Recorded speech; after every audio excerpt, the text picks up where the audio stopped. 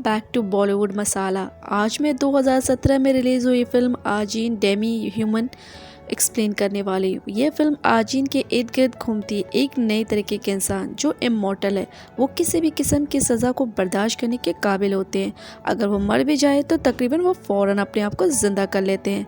पहला ग्रुप 26 साल पहले साउथ अफ्रीका में डिस्कवर हुआ था। जापानी गवर्नमेंट ने आजीन मैनेजमेंट कमेटी कायम की और इस मामले को हल करने के लिए वो काफ़ी स्टडी कर रहे थे। मूवी की शुरुआत होती है और हम नागामी नामी एक शख्स को देखते हैं जो ट्रक हादसे में मर जाता है और फिर हम देखते हैं कि इसकी चोटें खुद ब खुद ठीक होती है और वो दोबारा ज़िंदा हो जाता है, जिससे यहाँ पे ये रिवील होता है कि वो एक नाजीन है। इस हादसे से पहले नागाई टोक्यो में मेडिकल स्टूडेंट के तौर पर बिल्कुल नॉर्मल ज़िंदगी गुजार रहा था। वो एक नाजीन था। हादसे के फ़ौरन बाद आजीन मैनेजमेंट कमेटी जो कि आजीन की प्रोटेक्ट करते थे नागाई को अपने कंट्रोल में ले लेती है ताकि इसकी हिफाजत की जा सके और इसे कोई खतरा ना हो। यहाँ पे ये बात रिवेल होती है कि कम्युनिटी इन पर ब्रूटल एक्सपेरिमेंट कर रही है क्योंकि गवर्नमेंट ने नागाई को तीसरा आजीन डिक्लेयर किया और यहाँ पे ये बात भी क्लियर होता है कि इन्होंने इससे पहले 2 मोरखीन पर ऐसे ही एक्सपेरिमेंट किया था। और अगले सीन में हम देखते हैं कि एक रिसर्चर में नागाई पर शैतानी तजुर्बा किया जा रहा है और लैब के हेड आजीन मैनेजमेंट कमेटी उत्तजाकी ने गवर्नमेंट को ये रिपोर्ट पेश की है कि और उन्होंने उसे वो भी हुक्म दिया कि वो उसके बाजू और टांगों को काटकर अगले जनरेशन के बारे में पता करे। और नागाई अभी तक अपने नाजीन होने के बारे में कुछ भी नहीं जानता था और वो ये भी सोच रहा होता है कि इसके साथ ऐसा सलूक क्यों किया जा रहा है। गवर्नमेंट ऑफिसर इत्तजाकी से पूछता है कि क्या आखिर ये दोनों तजुर्बे की नाकामयाबी के बाद क्या तीसरा तजुर्बा कामयाब साबित होगा। और आवाम अभी यही समझती है कि गवर्नमेंट और आजीन मैनेजमेंट कमेटी तीसरे आजीन की हिफाजत कर रही है और ऑफिसर परेशान है कि और इत्तजाकी से यकीन दिलाता है कि फ़िक्र करने की कोई बात नहीं है। जब ये लोग बात ही कर रहे होते हैं तभी अचानक 2 लोग सातू और तनाका रिसर्च लैब में घुस आते हैं और गार्ड पर गोली चलाना शुरू कर देते हैं। और वो कैमरे की तरफ देखता है और युतजाकी को मैसेज देता है कि वो तनाका नागाई को बचाने के लिए आया है और इसने ये भी रिवील किया है कि वो इसे यहाँ से बचाकर ले ही जाएगा।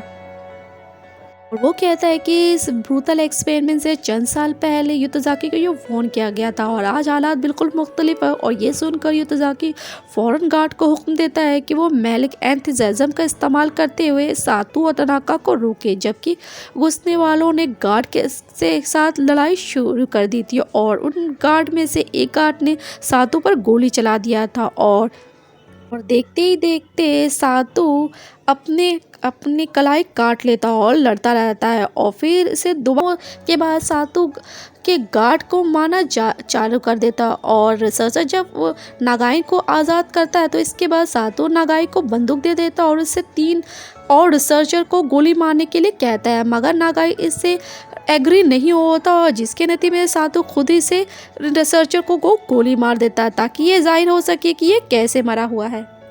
ये देखकर नागाई को गुस्सा आ जाता है और वो रिसर्चर के साथ वहाँ से भागने लगता है और सातू उन्हें ढूंढने की बहुत कोशिश करता है और आखिरकार उन्हें ढूंढने में कामयाब हो जाता और फिर वो वहाँ पे दोनों रिसर्चर को गोली मार देता और सातू नागाई को कई बार गोली मारता है। और फिर वो कहता है कि क्या तुम हमारा साथ दोगे दूसरे आजीन के साथ मिलकर। तो वो इंसान को मारने के हित में नहीं था, मगर बाद में वो इसकी बात मानने के लिए तैयार। फिर हम देखते हैं कि सातू के अंदर से एक ब्लैक गोस्ट निकलता है जिसके अंदर आजीन की पावर्स होती है और अचानक से ही नागाई के अंदर से भी ब्लैक घोस्ट बाहर निकलने लगता है और दोनों में लड़ाई होने लगती है। तो मौके का फ़ायदा उठाते हुए नागाई वहाँ से भागने लगता हो तो नागाई का पीछा करते हुए सातू उसे गोली मारने वाला ही होता है। तभी नागाई का भूत उस पर हमला कर देता है और वो मौका देकर वहां से भाग जाता है। और फिर सीन चेंज होता है और हमें सातू और तनाका को मीडिया रिपोर्टर से मिलते हुए दिखाया जाता है जो रिसर्च लैब के बाहर आजीन अपडेट के लिए इंतजार कर रहे थे।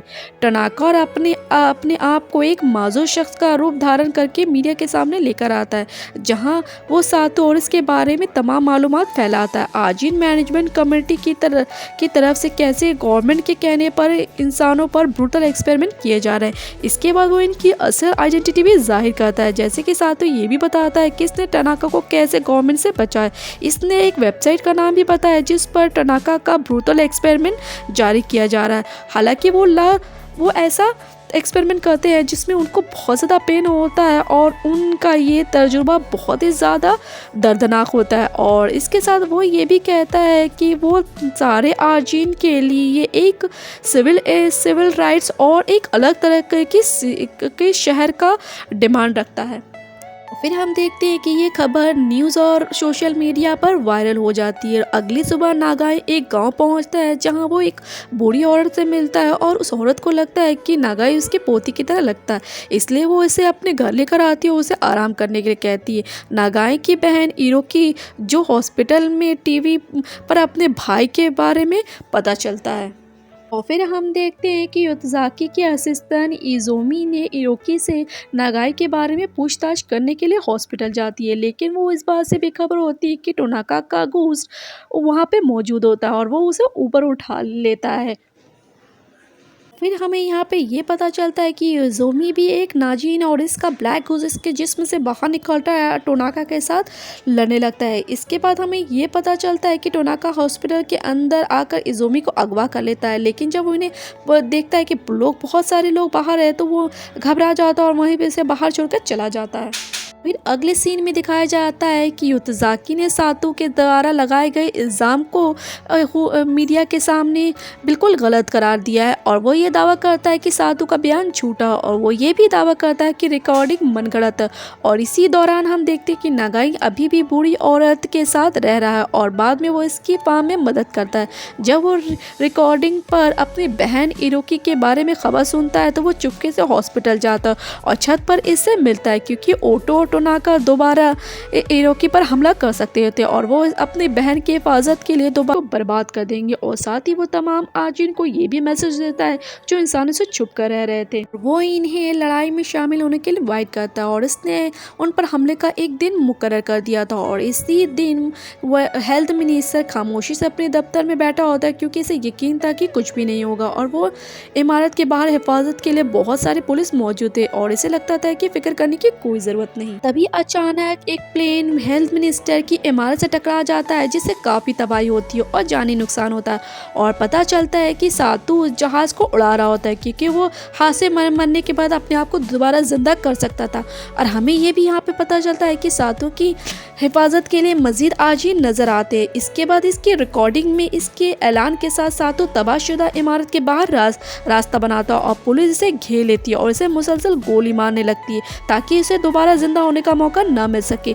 तनाका दूसरी इमारत से एक साइपर के साथ पुलिस वाले पर गोली चला देता है और ताकि सातू को दोबारा जिंदा होने का मौका मिल सके।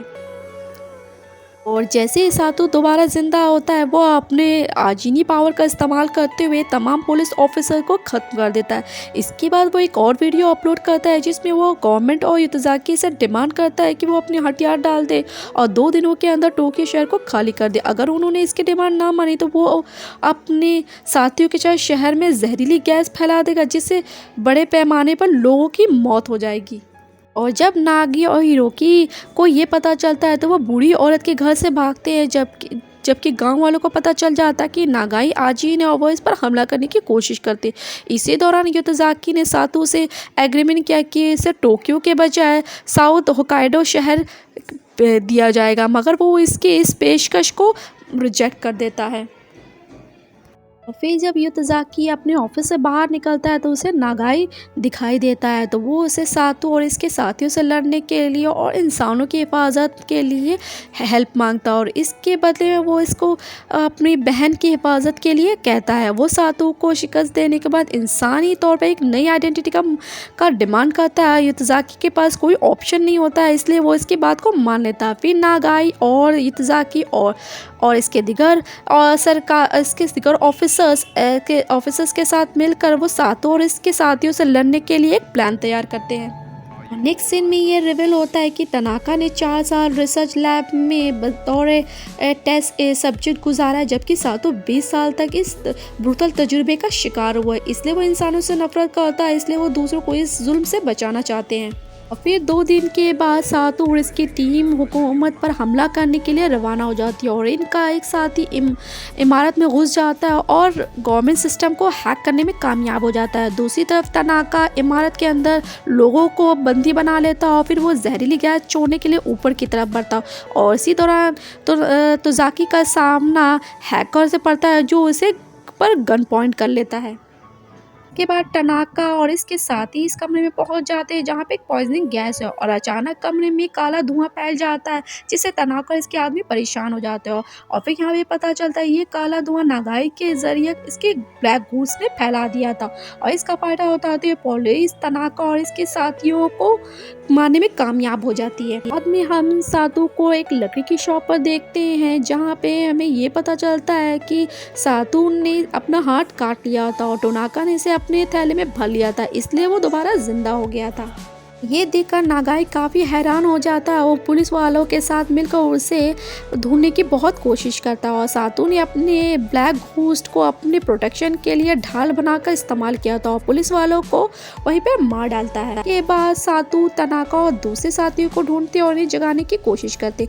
फिर वो इस कमरे में पहुंच जाते हैं जहाँ पे जहरीली गैस मौजूद होती है। सातू गैस के साथ इमारत की चोटी पर जाता है और नागाई से इसका मुकाबला करने को कहता है। जल्दी ही नागाई वहाँ पर पहुंच जाता और एक शदीद लड़ाई होती है और दोनों एक दूसरे पर भारी पड़ते हैं और इनके घोस्ट भी आपस में लड़ते हैं और उसी दौरान योतजाकी तनाका को देखता है और उस पर गोली चलाने वाला ही होता है। तभी उसका ब्लैक घोस्ट उसके सामने आ जाता है और वो योतजाकी पर हमला कर देता है और जैसे वो उस पर हमला करने ही वाला होता है उजामी उसके सामने आ जाती है, उसे बचा लेती है। इसके बाद वो तनाका से लड़ना शुरू कर देती जबकि अफरा तफरी के दौरान इनके भूत भी आपस में लड़ते। योतजाकी के तनाका में एक ट्रॉन इंजेक्शन लगा देती है और इसके जिस्म में से कई और नागाई निकलने लगते हैं और जिसकी वजह से वो बेहोश हो जाता है और साथ ही वो अपनी गजबनाक जंग जारी रखती है और सातू नागाई से काफ़ी इम्प्रेस होता है क्योंकि इसकी फाइटिंग काफ़ी ज़्यादा अच्छी होती है। हम देखते हैं कि नागाई ने सातू को ट्रांसलाइजर से गोली मार दिया होता और इसी अमल में उसका एक बाजू कट जाता और सातू के मारे जाने के बावजूद इसका भूत जाग जाता है और फौरन सातू को मारकर दोबारा जिंदा हो जाता और इसी दौरान नागाई को देखकर वो काफ़ी तबाही मचाता है क्योंकि इसके पास लड़ाई जारी रखने के लिए मज़ीद और एनर्जी नहीं थी। जब सातू नागाई के करीब पहुंचता और इसे मारने के लिए तैयार होता है तो अचानक पुलिस ऑफिसर का एक ग्रुप उस जगह पे घुस जाता और ट्रांसलाइजर से आजीनों पर गोली चलाना शुरू करता है जिससे वो हलाक होने लगते हैं। फिर पुलिस इन लोगों की बॉडी के पार्ट्स को काट कर अलग कर देती है जिससे वो रीजनरेट कर दोबारा जिंदा ना हो सके। और फिल्म के आखिर में नागाई का हाथ जो लड़ाई के दौरान कट गया था वो दोबारा पैदा हो जाता है और वो दोबारा जिंदा होकर इमारत की चोटी से छलांग लगाता है और बच जाता है और यहीं पे मूवी का एंड हो जाता है। वीडियो पसंद आए तो इसे लाइक और शेयर करें, चैनल पर नए हैं तो सब्सक्राइब करके बेल आइकन ज़रूर प्रेस कीजिएगा ऐसे ही लेटेस्ट एंड हॉटेस्ट वीडियोज़ के लिए। Thank you for the watching.